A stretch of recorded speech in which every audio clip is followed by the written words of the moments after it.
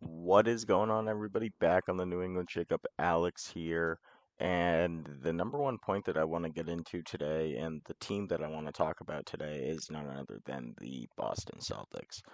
Boston Celtics right now have been absolutely killing it. While a few weeks ago, really look at it projectively here, the Celtics have had the toughest, you know, schedule for the first 30 games of the season, and somehow, some way, are atop of the Eastern Conference again. So going into like All-Star weekend and going into all these festivities, it really leaves a question of like, is there a hole with the Celtics? Like, I don't fucking think so. Like, if anybody looks at this team like top to bottom and says like there's a hole, they're gonna say it's depth wise.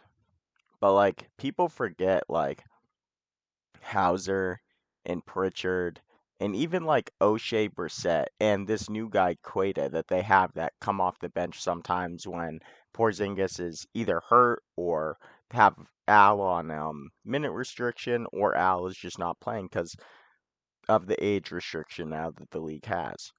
So it really like leaves a question of like if they are going to go and make a trade for somebody like who do they give up? Because like you can't really give up a Pritchard because that's like your backup point guard. If like Drew Holiday were to go down, like you're probably going to start Pritchard alongside Derek White. Like people don't want to think about that in this now and day and age, but it's really like a telltale sign. Pritchard has been with the team for, I believe now will be 5 years. So, and of course, him signing the extension over the summer, it's like looking at this projectively as a team, as a whole, as a city, it's like, okay, this team really has what it takes to win. We've seen this team get to the finals. Yes, they lost to Golden State, but it's a telltale sign saying like they can get there. And if anybody wants to say right now that the East is strong, it is. It's very strong, but the Celtics have proven that even with a strong Eastern Conference, even with all of these trades, all of these moves that they're doing, all these other teams, the Celtics still say like, "Hey, we've got the two J's. Like you have to go through us." And most of the time, like the Celtics have the higher seed, so most of the time if it comes down to a game 7, it's in the Garden. And, last year, if Tatum doesn't roll his ankle in game 7, we don't know what happens. So I really want, like, Celtics fans as a whole to just, like, sit here and look at this team and, last year, obviously, Boston wise, like, they shouldn't have gone down 3-0 when they did. We all know that. But they did. And for some reason, they can't find a loophole of trying to get over this hump. Either it's an injury occurs or it's they're just not ready, the coaching wasn't ready, um all of these different factors.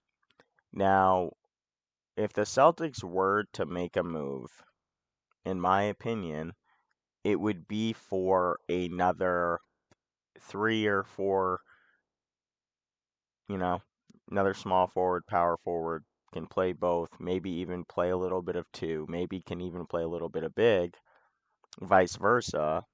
And I think of somebody like an Otto Porter, somebody who could come in off the bench, give Tatum a rest for 3 or 4 or 5 minutes during the playoffs, has experience. It's just a matter of if the Celtics want to pay that dollar.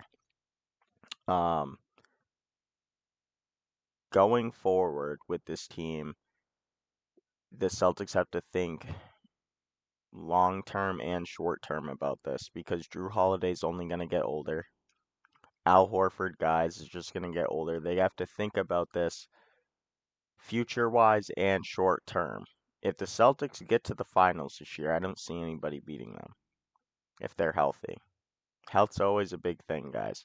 Celtics have to keep building and building and building and building. They have to turn this into a dynasty. For Jason Tatum to solidify himself as an all time great, he's going to have to make a dynasty out of this contract.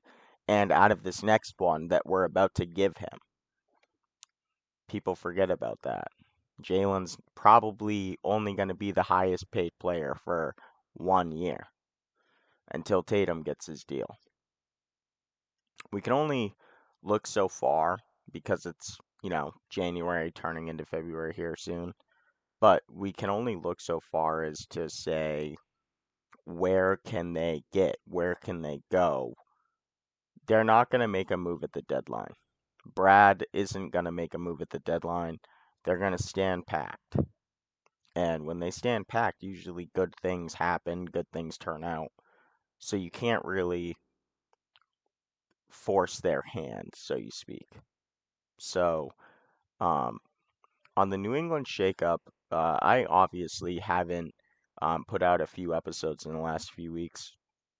I have had some, family stuff that we all have to take care of at some point in our life. And, you know, sports is always going to like open our eyes as to like, you know, what life could be, what life should be, this or that. And you see all these millionaires making all this money, and everybody sits here sometimes and they're like, I could throw that football, I could hit that baseball, I could make that shot.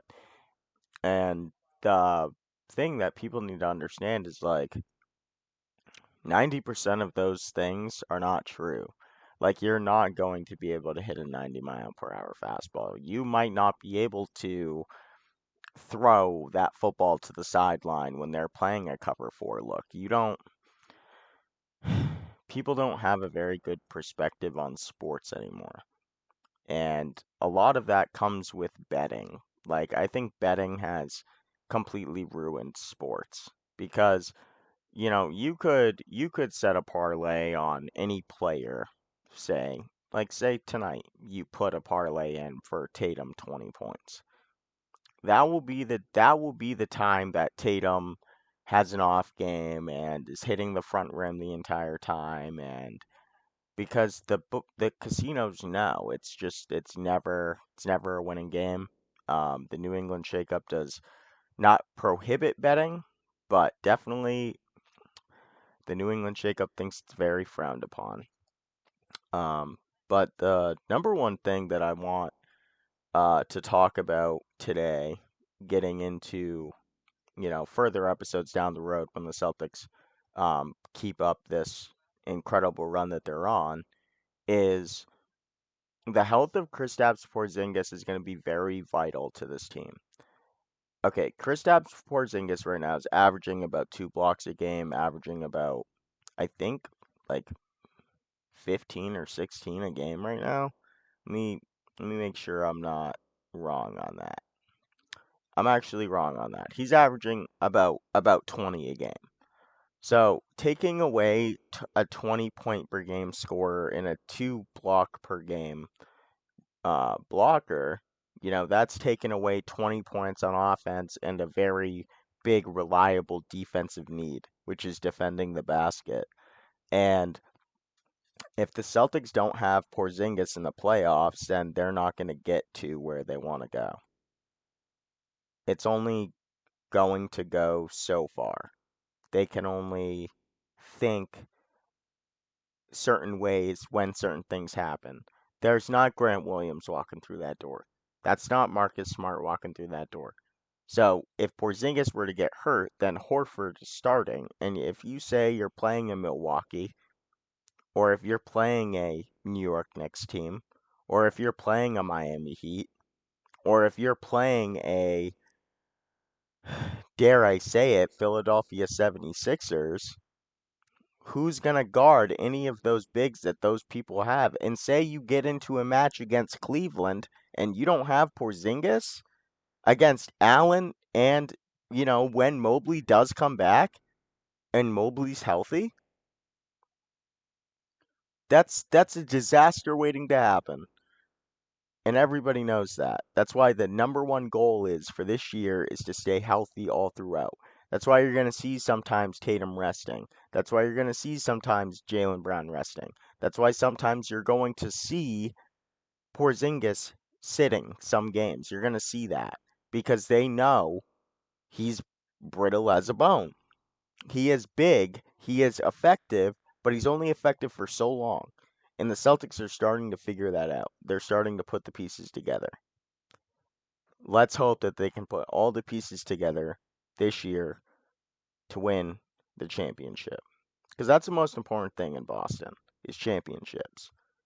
We're not satisfied with AFC championship appearances and Eastern Conference final appearances. We're satisfied with championships. And the Celtics are the only team right now that gives this city any kind of hope. We've been sitting here since '08 waiting for you guys to lift up the Larry O'Brien. And this year is going to be their year. Ladies and gentlemen, on the New England Shakeup, Alex signing off yet again. Peace!